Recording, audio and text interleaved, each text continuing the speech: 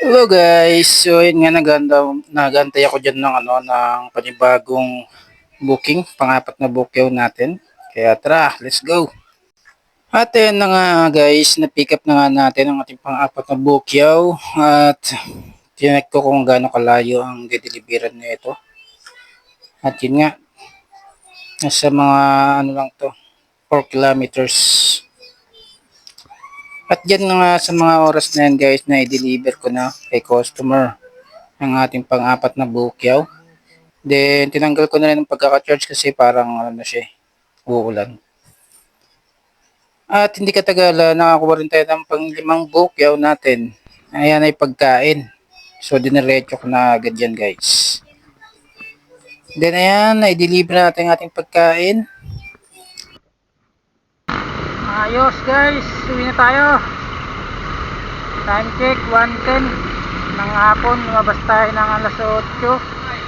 9, 10, 11, 12, 1. So 5 oras din tayong bumiyahe. Sa 5 oras na yon, ang kinita natin ay nakikita nyo ba guys, 675.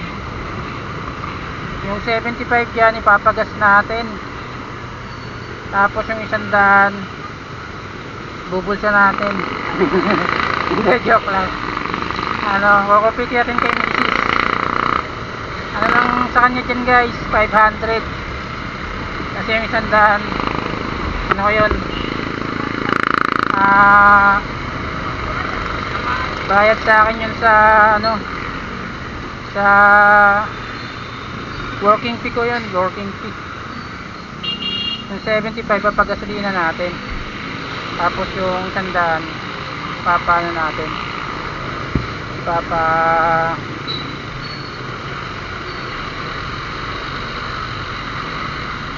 bubulsa natin yung 100.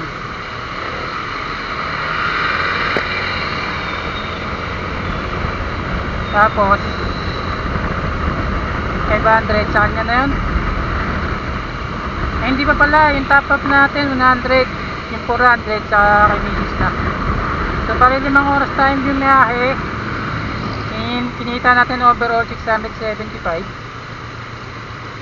So malinaw yung pagkakahati-hati baka sabihin niya naman hindi pa sinabi na naman ako kung wala dyan. Ayun 675 yung kinita ko guys, naka 5 bukyaw ako sa 5 oras, 5 bukyaw.